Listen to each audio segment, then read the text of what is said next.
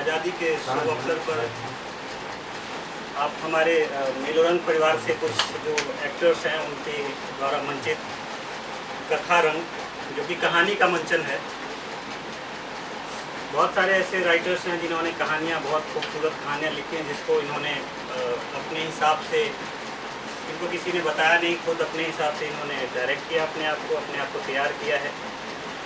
आप लोगों को यहाँ बुलाया गया है ताकि आप लोग इन सभी बच्चों का उत्साहवर्धन करें। यहाँ पे